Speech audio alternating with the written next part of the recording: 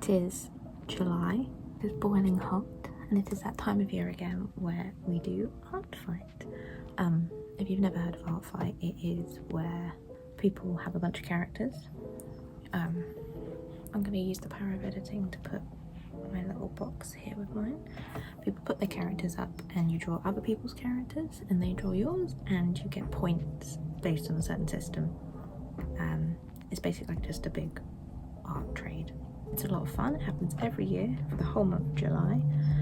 This year the two teams are Crystals and Fossils. I'm on Team Crystals. I'm about to do an attack. You can join me. So I like to bookmark the characters that I'm going to attack. And like I have a collection that I have when I see them from the front page, from people that I follow. If I see somebody on social media, I bookmark them. I don't tend to get around to doing all the ones I bookmark, but it gives me an idea. So I'm not searching about for somebody to attack because I like to try and keep a rhythm up with it. This is the one I'm going to be attacking today, and this is by Bill Spooks. And I'm going to be drawing Sonny the Scarecrow, who's absolutely adorable. I mean, look at the designs. This is what the site looks like. As you can see, people put like a selection of photos up. You've got plenty of references, and I like to save them all onto my iPad, and then I'll show you how I set them up in a document. So I like to make all my attacks square, just because that's how I've been working for a while now.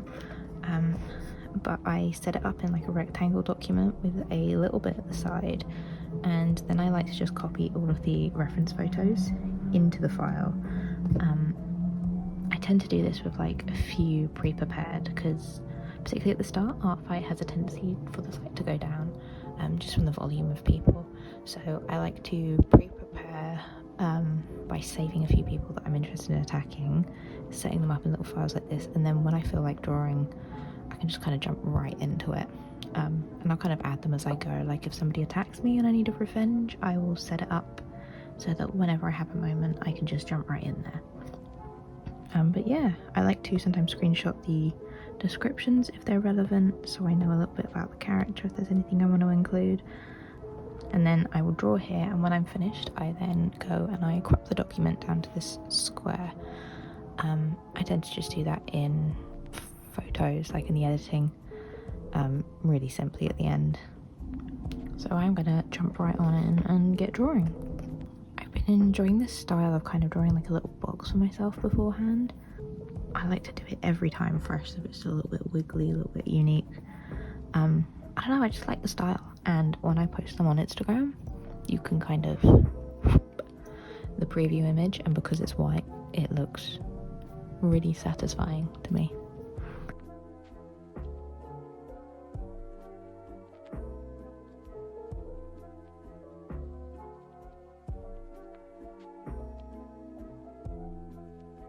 I also like to have a little bit sticking out of the box, because that's always fun.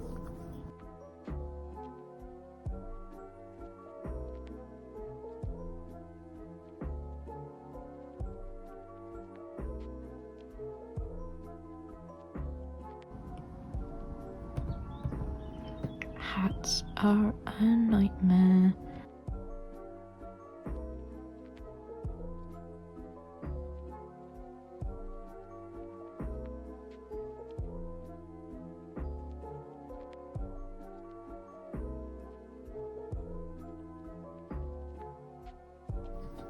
I really like this way of drawing plaids, because I always struggle so much. It's quite a good way of doing them. It's interesting because you can always learn from other people's characters, kind of styles and ways of doing stuff.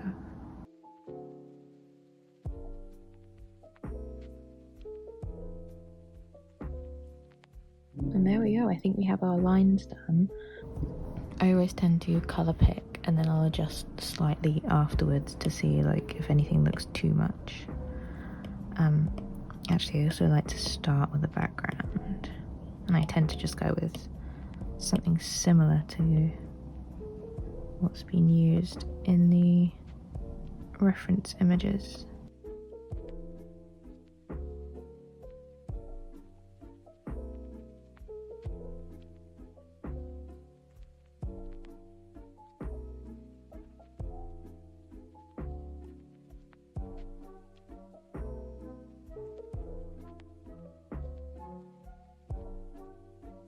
If you're working traditionally and you want to do some reference sheets, you could always put all of them into a file and print them off, or put them into files on your computer.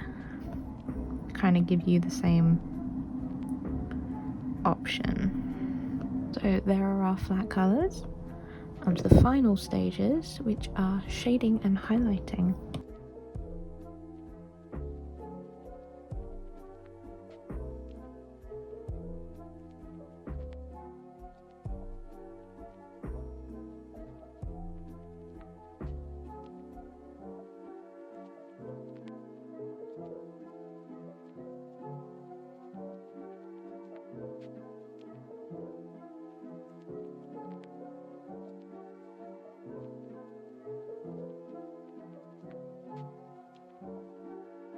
And there we are, our image is finished. So this is how I crop it. I just go into edit, I crop, I select square, and I just scroll over right to the side, and you can see I just have that square left.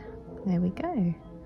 So to submit an attack on Artfight, I just find the bookmark page, and then you click the attack button at the top and choose the file. There we go, and you can now add thumbnails, so you just add it like that. I like to have the whole one, but you can add like borders, you can zoom in on a certain bit, really depends where you fancy doing it. It automatically puts in all the info here. You just need to set the size. So this one, I'm going to put half body because it's kind of got a second person and an arm in it. It is a drawing, clean lines, coloured and painted, fully shaded. You can put pattern or abstract. Let's do that.